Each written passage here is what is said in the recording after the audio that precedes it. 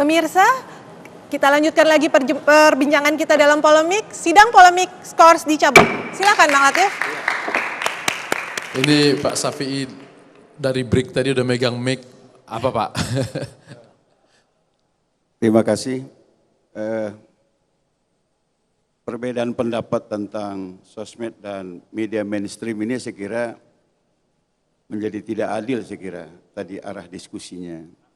Karena semua orang tahu beberapa media mainstream yang hari ini menguasai publik di Republik ini itu justru pemberitaannya kan sepihak. Jadi justru menguntungkan ada medsos karena publik punya kesempatan mengekspresikan yang sebenarnya. Sebagai penyeimbang. Sebagai penyeimbang. Okay. Kalau kemudian kontennya tadi macam-macam, itu tinggal bagaimana pemerintah memperbaiki performa kinerjanya. Kemudian yang kedua, saya ingin menanggapi antara rencana demo dengan makar. Saya ingin mengatakan itu dua hal yang berbeda. Demo yang 212 dan makar itu potensi makar, oke. Demo yang dilakukan oleh umat Islam dan terus terang saya ada di dalamnya. Ya.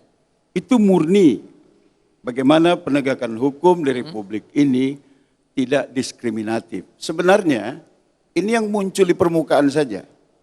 Kalau yang terjadi harian, diskriminasi penegakan hukum itu bukan rahasia umum lagi. Tapi di puncaknya ini, rakyat kita yang mungkin hari ini diwakili oleh umat Islam yang sejak dulu berpikir bagaimana mengawal nasionalisme Indonesia ini, ingin agar hukum itu kembali ditegakkan secara adil. Oke. Tapi kemudian kalau ada bilang potensi makar, itu silakan ya, tapi jangan dikaitkan dengan demo. Karena kalau dia mengatakan demo ini ada makarnya, itu penistaan sebenarnya. Penistaan terhadap demo. Pada mereka yang berdemo itu. Ya. Kalau dibilang tadi yang berdemo itu orang yang baru, siapa sih mereka kok tiba-tiba sudah membuat opini. Yang demo itu kiai, ustadz, habaib gitu loh. Kemudian dituduh akan ada potensi makar. Makanya saya mengatakan itu berlebihan. Apalagi di antara mereka juga ada mantan TNI, mantan polisi, dan politisi-polisi tua semua. Kenapa? Saya lihat foto-foto itu, ini semua pemain lama yang rumahnya kita bakar dulu tahun 98, ada di situ. Jadi, salah potensi itu, makar itu memang ada? Ya memang ada, oke, karena apa? Mas Sulis. Kalau habaib, kalau ulama, oke. Tapi di antara mereka kan banyak juga yang fotonya saya lihat, lah ini 20 tahun yang lalu orang-orang ini yang kita musuhi, kok sekarang turun lagi gitu. Ya. Ya. Kita kan lihat fakta ya di lapangan. Ini juga kemarin fakta, ini juga udah fakta. ada provokasi. Bahkan kita mendengar sendiri Kapolri mengatakan jangan tembak, tapi aparat yang lain terus menembaki. Kalau memang ada potensi ke arah itu sudah terjadi. Ini ya umat Islam damai, jangan terpancing, jangan terprovokasi. Itu kalau di gitu lapangan ya, makar itu urusannya sama kepala negara dan wakil kepala pemerintahan. Jadi yang dirujuk Kapolri adalah penggulingan kekuasaan secara tidak sah, bukan ekses di lapangan. Kalau tadi ditembak-tembak di lapangan, kalau nggak ada tembak-tembakan, kalau nggak ada bentrok, demo itu pawai karnaval 17 Agustus itu. Ya, kalau itu pemahaman Mas ya seperti itu. Tapi kita ingin menunjukkan bahwa demo itu murni untuk mengawal kembali penegakan hukum di NKRI ini. Seperti itu. Ya. Jadi kita menjadi tidak enak kalau dikaitkan dengan potensi makar dan sebagainya.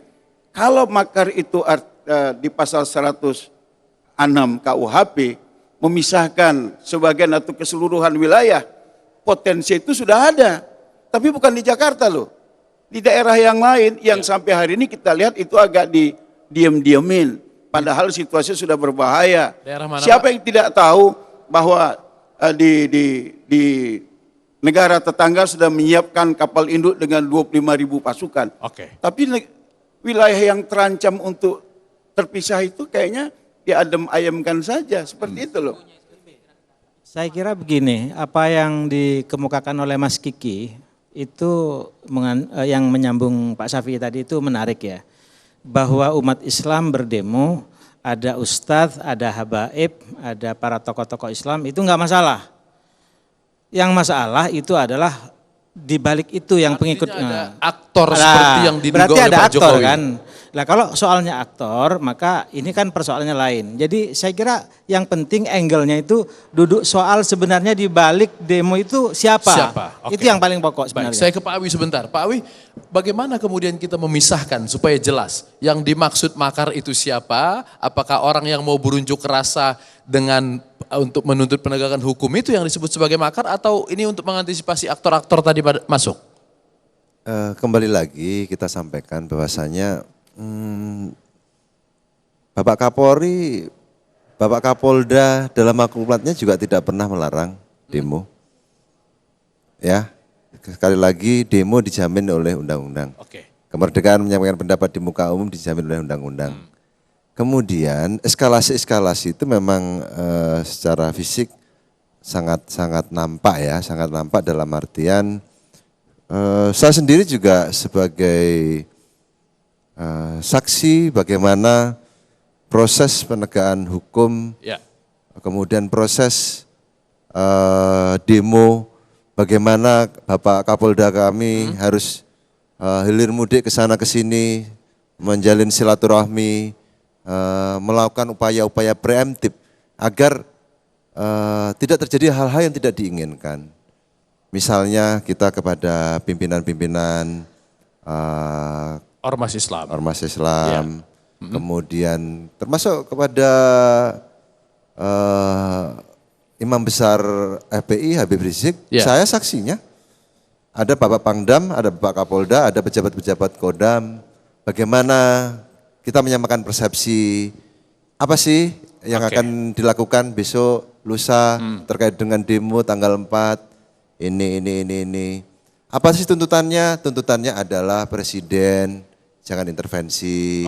Tuntutannya jangan laksanakan penegakan hukum yang setegak-tegaknya terkait dengan kasus penistaan agama. Kemudian saya datang, saya demo, tolong diterima di istana, kita fasilitasi. Kami fasilitasi Bapak Kapolda, Bapak Pangdam berupaya bagaimana pihak istana bisa menerima. Siapapun yang menerima, yang penting semua peserta demo melihat tujuan kami sudah diterima istana. 5 menit setelah keluar dari istana, kami semua akan bubar. Itu mohon maaf, kami seorang kombes mendengarkan kata-kata itu yang mengatakan adalah seorang ulama besar, saya yakin-yakinnya itu pasti ditepati. Tapi pada kenyataannya kan ini bergulir, ternyata tuntutan-tuntutan itu sudah dipenuhi. Masih juga demo? Ternyata yang terjadi lain, berkembang begitu. Minta penangkapan lah, kemudian dan lain-lain sebagainya, minta penahanan. Akhirnya tentunya kita kan negara hukum.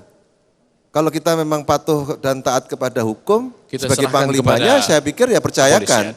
Penyidik Kepolisian Negara Republik Indonesia, dalam hal ini ada Barreskrim, ada penyidik-penyidik kami di Polda Metro Jaya yang menuntaskan kasus ini juga. Ya silakan, percayakan. Dan ini kita sudah tegakkan, tentunya juga kita sama-sama kawal. Bapak Kapolri sudah menyampaikan dalam waktu dekat kita akan segera serahkan ke kejaksaan. Jadi kalau mau demo lagi, apalagi yang mau dituntut lagi?